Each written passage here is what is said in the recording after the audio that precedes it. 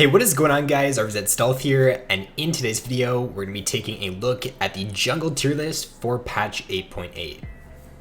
So a new addition into the tier 1s for this patch is going to be Trundle. Now, I was debating whether or not to keep Trundle in tier 2 or have him in tier 1. I decided to put him in tier 1, but I do think for solo queue, he is a little bit weaker than in the competitive scene, and you do kind of have to change your playstyle up a little bit when you are playing Trundle jungle in solo queue. So for the solo queue Trundle, a tip that I have on screen here is that I would not recommend going the Zeke's build unless your AD carry gets ahead in the early game. You can do really well with Trundle jungle in solo queue by just building him like damage. You can go Blood Razor even on Trundle jungle, and that actually does really well on him. The most common build though is just going for Cinder Hulk, going like Titanic Hydra. You can even grab a Trinity Force in there. It just really does depend on the game, and you really want to be changing up your build on Trundle jungle depending on how your team is doing and depending on how you're doing in the game as well. Overall though, Trundle jungle is great with press the attack. His early game is actually pretty surprisingly strong because he can proc press the attack very fast. He also does get a lot of AD by using his Q, so his dueling potential, especially once he grabs Red Smite, is really good. And then once he hits level 6, he can pretty much outduel like most other junglers, so he's overall a pretty strong early to mid game jungle pick. He falls off a little bit in the late game because he can just get kited super easily in team fights, but if the enemy team does have a tank, then always use your ultimate on that tank during a team fight, and that's where most of his use comes in the late game. In the late game, you're not really going to be able to deal a ton of damage. You just want to be using your pillar to peel and then just use your ultimate to shred the enemy tank. And then one more thing here to keep in mind when playing Trundle jungle is that his tower taking ability is actually one of the strongest for any junglers. He's got the attack speed from his W. His Q also works on towers now, so don't just go back into your jungle after you end up like getting a kill when you're ganking. If you gank bot lane and your AD carry is also playing a good tower pushing AD carry, then you can chunk that tower really fast, and with Trundle jungle, a lot of the time you can get that first blood tower, so just make sure you're doing that and make sure you are taking advantage of his good tower pushing ability. So next up in the tier 1 here is going to be Shaco, and in my opinion, Shaco is one of the strongest, if not the strongest, early game junglers for 8.8 because of Shaco's really creative pathing, and because you don't have to start like the same buff every game. You can start a different buff depending on which lane you want to snowball, and because he does have a ton of snowball potential by taking the ignite and just having some good early game damage, it allows him to just really get that lane that he thinks is going to be able to carry the hardest ahead, and it just makes him a really good pick for solo queue. If your mid laner is playing an assassin in the early game, if he's playing something like Fizz or Echo, and you just know that if he gets ahead, he's going to carry that game, then you can go for like a red buff start into a level 2 gank mid and just get your mid lane a lot of pressure. If you do get ahead with Shaco in the early game as well, then his ability to just continually invade the enemy jungler and just keep setting him behind is really good, and it's one of the strongest for any junglers in the game. So if you could just grab that first kill in the early game with Shaco, then his snowball potential is some of the best for any jungler. And the changes to Oracle Lens in this patch also helps out a lot of these early game junglers because Shaco wants to be able to pull off successful ganks in the early game, and if he's running over wards all the time, then his ganks probably aren't going to be very successful. So by grabbing the oracles, you just know if you're running over wards or not, and you know if the gank is going to be successful or not, so you just don't have to waste your time by grabbing that oracles in the early game. And then one tip for your runes on Shaco is that most high elo Shaco players are running Dark Harvest, and it is actually what is doing better. Electrocute is being taken right now by around 40% of Shaco players, but Dark Harvest is being taken a little bit more, and it also does perform a lot better on Shaco than Electrocute.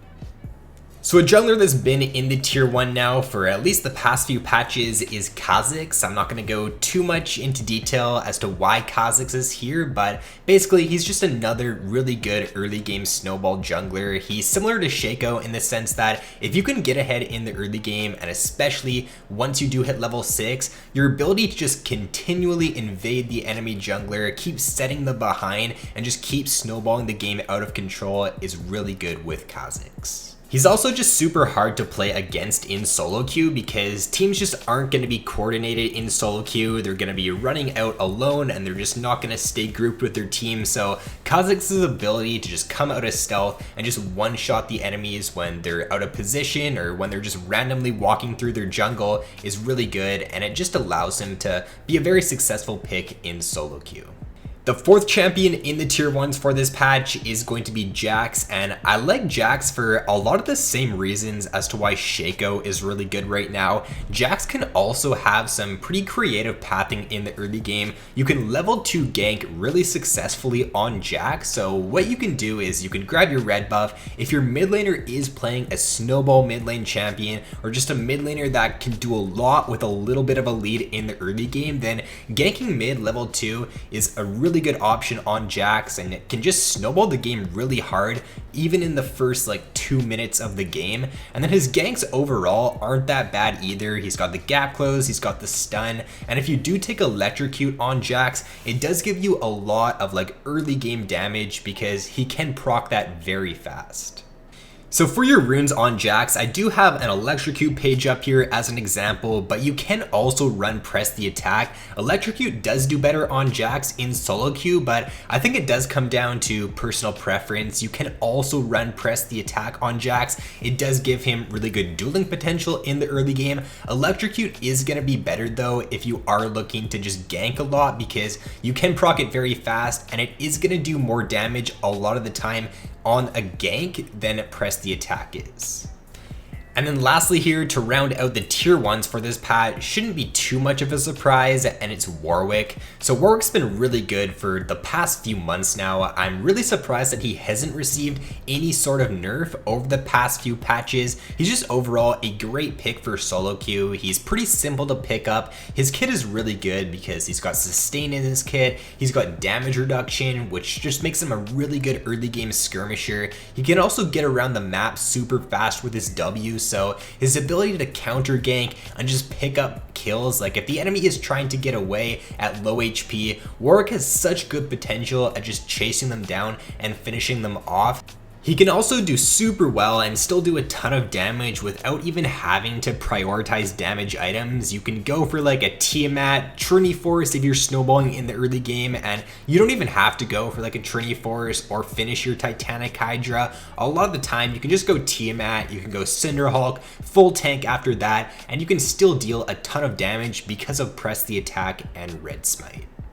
So for the tier 2 champions in this patch, for the A tier or the strong tier champions, there's a few I want to take a look at here. The first one is Skarner. So I have moved Skarner down from my previous tier list. He was in tier 1, I think back in 8.4. I've moved him down to tier 2 though for this patch, mainly because he's just not as good as he was in previous patches because of the current meta. We're seeing a ton of Janna now, a ton of Lulu, because tank supports even got nerfed in this patch, like Braum and Tom Kench got nerfed. We're just gonna be seeing way more of these disengaged support, so it is a lot harder for Skarner to be successful against them. We're also seeing like way more Morgana as well now in solo queue. She's got a very high pick rate in this patch, so overall it's a little bit harder to succeed as Skarner now in this patch compared to previous patches. A champion I think can fit into a lot of different team compositions in this patch is the Rammus, because there's more AD assassins being played now, and because Rammus can just do a really good job at countering AD compositions. I would consider picking him up like in certain situations. I still would not usually use him as a blind pick because he just isn't great unless you can get him up against like a heavy AD composition, but if you can use him as a counter pick in certain situations, I do think he can be pretty strong in 8.8. And then Master Yi right now in the lower elos especially, I think is actually a very strong pick. Blood Razor and Rage Blade combo on Master Yi just gives him an insanely good mid-game power spike, and if the enemy team does not have a lot of CC to lock him down, then he can just completely take over a game. Like the Skarner pick, he does struggle a little bit against those disengaged compositions just because he needs to get up close and he needs to be able to auto attack to deal most of his damage. So blind picking Yi isn't the best decision, especially in the higher elos, but I think at the lower ranks for sure, if you can just get a few kills in the early game with Yi, then it's very easy to take over a game. And then for the tier 3 champions in this patch, most of these champions are here just mainly because there's usually a champion in the tier 2 or in the tier 1 that just does their job better. So for example, if you want to play a strong early game jungler in this patch, then unless you're very experienced on Elise and Nidalee and Lee Sin, then they're just not really worth picking over someone like the Shaco or the Warwick or Kha'Zix, and they just kind of get outclassed in that regard in 8.8. As well, some of these other tank junglers right now, Sejuani is doing a lot worse because of recent nerfs to Cinderhulk as well as to Warmogs, and she also is a very bad pick into Trundle. She just absolutely gets destroyed by him, so I would be staying away from Sejuani in 8.8.